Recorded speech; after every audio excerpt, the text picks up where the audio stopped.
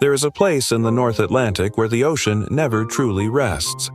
A place where cliffs rise like shattered walls from the sea, where waterfalls are blown backward into the sky, and where entire villages survive on the edges of mountains that look impossible to inhabit. These are the Faroe Islands. 18 isolated volcanic islands suspended between Iceland, Norway, and Scotland, battered by Arctic storms, wrapped in rolling fog, and surrounded by some of the most violent waters on Earth. But what makes the Faroes extraordinary is not only their beauty, it is the feeling that nature still dominates everything here. The weather changes in minutes. Sunlight can vanish behind black Atlantic clouds without warning. Winds strong enough to stop helicopters slam against cliffs with enough force to push waterfalls upward. Entire roads disappear into fog so thick that mountains simply vanish into white emptiness. And yet, against all logic, people built a civilization here. For over 1,000 years, Faroes communities survived in one of the harshest environments in Europe, creating a culture shaped by storms, isolation, and the sea itself. This is not simply a journey across beautiful islands. This is a journey into one of the most extreme landscapes in the North Atlantic. And to understand why the Faroe Islands look the way they do today, we have to go back millions of years, long before humans ever reached these shores, because these islands were never meant to exist like this. More than 50 million years ago, the North Atlantic was violently tearing apart. Massive volcanic eruptions opened along the ocean floor, releasing endless rivers of lava across a gigantic plateau stretching nearly 1,200 kilometers across the Atlantic region. Layer after layer of molten basalt cooled into enormous stone formations, stacking on top of one another like pages in a geological archive. What remains today are only fragments of that ancient volcanic world. Then came the glaciers. During the Ice Age, the Faroe Islands disappeared beneath colossal sheets of ice hundreds of meters thick. The pressure crushed mountains, carved valleys into deep U-shaped canyons, and scraped entire cliff faces smooth. The land itself bent downward beneath the weight. And when the glaciers finally melted, the islands slowly rose upward again. That geological rebound still continues today. But perhaps the greatest force shaping the Faroes has always been the Atlantic Ocean. Here, warm currents flowing north collide directly with freezing Arctic waters. The result is a constant engine of storms, fog, violent winds, and nutrient-rich seas overflowing with marine life. These currents influence everything: the weather, the fishing industry, even the strange shifting colors of the water itself, which can change from dark steel gray to bright turquoise depending on light and ocean movement. The sea made survival possible here, and the sea constantly threatened to destroy it. For centuries, Faroes fishermen crossed some of the most dangerous waters in Europe using little more than memory, instinct, and observation. A single mistake in weather prediction could become fatal within minutes. The Faroes language eventually developed dozens of highly specific words describing different kinds of wind, fog, rain, and wave movement. Some terms describe fog climbing upward along mountain walls. Others describe invisible wind shifts that warn of incoming storms before clouds even appear. These were not poetic details. They were survival tools. And nowhere does the raw power of the Atlantic become more visible than at Múlafossur Waterfall. At first glance, it almost looks unreal. A narrow stream plunging nearly 60 meters directly into the ocean beside the tiny village of Gásadalur. Green cliffs surround the waterfall like the walls of an enormous natural amphitheater carved from volcanic basalt millions of years ago. But what makes Múlafossur extraordinary is the wind. During major Atlantic storms, gusts slam into the cliff face with such force that the waterfall reverses direction, water rising upward into the air instead of falling downward. It looks less like a waterfall, and more like nature breaking its own rules. And for most of history, the people living here were nearly completely isolated from the rest of the islands. Before a tunnel was finally built in 2004, residents of Gassadalur crossed steep mountain trails or dangerous boat routes simply to reach neighboring villages. During storms, the village could become completely cut off from the outside world. That isolation shaped Faroe's life for centuries.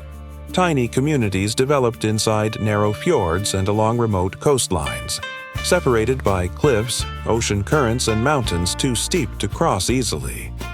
Even today, some villages feel suspended between the modern world and something much older. And yet, the Faroes also contain one of the most advanced tunnel systems anywhere on Earth. To travel between islands now often means driving beneath the Atlantic Ocean itself. Massive subsea tunnels connect major islands through volcanic rock deep below sea level. Drivers descend through illuminated underground highways surrounded by basalt walls older than human civilization. One tunnel even contains the world's first underwater roundabout, glowing with blue light beneath the North Atlantic. It is one of the strangest contrasts in Europe, a place where cutting-edge engineering exists inside landscapes that still feel prehistoric. And perhaps nowhere captures that feeling better than Lake Sørvágsvatn, one of the most famous optical illusions in the world. From certain angles, the lake appears suspended hundreds of meters above the ocean, hovering impossibly above the cliffs like an elevated sea ready to spill into the Atlantic below. But the illusion is created entirely by perspective. In reality, the lake sits only about 40 meters above sea level. The surrounding cliffs manipulate the horizon so perfectly that the human brain exaggerates the height dramatically. Even so, the lake is far from still. During powerful storms, pressure differences between the ocean and the lake create subtle movements in water levels, revealing that the entire landscape remains connected to the Atlantic below. And farther offshore, the islands become even stranger. Out of the ocean rises Trokonufingur, the witch's finger, a massive basalt sea stack standing more than 300 meters tall above crashing Atlantic waves. According to Faroe's legend, it was once the finger of a giant witch attempting to drag the islands toward Iceland before sunlight turned her to stone. But the geological explanation may be even more incredible. As volcanic basalt cooled millions of years ago, it contracted into tightly interlocking vertical columns. Over time, waves eroded the weaker surrounding rock while the strongest columns remained standing. What appears today almost looks artificially constructed, like a giant black tower rising from the sea. And the Atlantic continues shaping these islands every single day. Nowhere is that process more dramatic than at Drangarnir, two enormous sea stacks connected by a giant natural arch carved directly through volcanic cliffs by relentless ocean swells. The Atlantic still erodes the underside of the arch millimeter by millimeter each year. During storms, waves explode through the opening with enough force to send columns of seawater high into the air. Local fishermen once used the height of those spray columns to predict approaching weather systems. The Faroes learned to read nature the way others read maps, because maps alone were never enough here. Farther north lies one of the most dramatic islands in the archipelago, Kalsoy, an island so steep and narrow that roads repeatedly vanish into tunnels carved through mountainsides. Villages appear suddenly between cliffs before disappearing again behind rock walls and fog, and at the northern edge stands Kalur Lighthouse, perhaps the single most breathtaking viewpoint in the Faroes. The cliffs drop nearly 500 meters directly into the ocean. Wind currents rising from below are so strong they can suddenly lift seabirds high into the sky without a single wing beat. Standing here feels less like standing on land, and more like standing at the edge of the atmosphere itself. Everything is wind, ocean, mist, and distance. And then there is Mykines, the westernmost island in the Faroes, a place many call the Kingdom of Seabirds. Thousands upon thousands of puffins, gannets, fulmars, and storm petrels nest along the cliffs each year. The surrounding waters contain enormous concentrations of nutrients carried by Atlantic currents, creating one of the richest marine ecosystems in the region. But Mykines also reveals another truth about these islands. The weather here behaves almost like a living thing. Warm Atlantic air collides with cold cliffs, producing fog so suddenly that visibility can disappear completely within minutes. Entire landscapes vanish into white emptiness before reappearing just as quickly. For centuries, Faroe's sailors navigated these conditions without modern instruments. They relied on memory, on the sound of waves striking certain cliffs, on the movement of birds, on the smell of incoming rain carried by the wind. Nature itself became the navigation system, and despite the extreme conditions, people not only survived here, they built a unique culture unlike anywhere else in Europe. The Faroes' language evolved directly from Old Norse, preserving echoes of the Viking Age that disappeared elsewhere centuries ago. Ancient chain dances are still performed today exactly as they were generations earlier.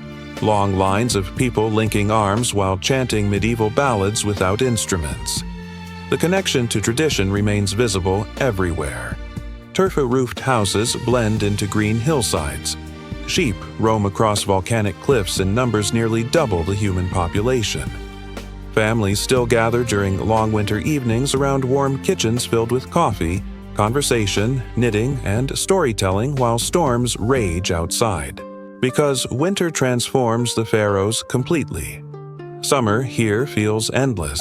The sun barely disappears beneath the horizon. Harbors remain active late into the night. Hikers cross mountain trails beneath glowing northern skies. Villages feel alive with movement and energy. But winter changes everything. Darkness dominates the islands. Storms shut down ferries and ground flights for days. Atlantic winds hammer the cliffs through endless nights. Roads disappear beneath rain and fog. Entire villages retreat indoors beneath glowing windows facing the sea. And yet, many Faroes people say winter is when the islands feel most alive. Because isolation creates closeness. Families spend long evenings together. Communities depend on one another. The outside world slows down while life turns inward. Perhaps that is why so many Faroes who leave eventually return home. Young people often travel abroad for education in Denmark, Britain, or mainland Europe. They experience enormous cities, global careers, and modern urban life. Yet many come back. Not because life here is easier, but because very few places in the modern world still offer this feeling of connection to nature, to community, and to identity itself. And nowhere becomes more apparent than in Tórshavn, one of the smallest capitals on Earth. A quiet harbor city where brightly colored buildings stand beside centuries-old wooden structures with grass roofs. The historic district of Tinganes has served as a political meeting place for more than 1,000 years, making it one of the oldest continuously functioning government sites in the world. Yet even here, modern life never fully escapes the surrounding wilderness. Mountains rise immediately beyond the town. Fog drifts constantly across the harbor, and the ocean remains present in every direction, because the Faroes are ultimately defined by balance between isolation and connection, tradition and modernity, human survival and overwhelming nature. Even tourism reflects this struggle. The islands have become increasingly popular with travelers searching for landscapes that still feel untouched. But with that popularity comes risk. Fragile hiking trails suffer erosion. Small villages face pressure from growing visitor numbers.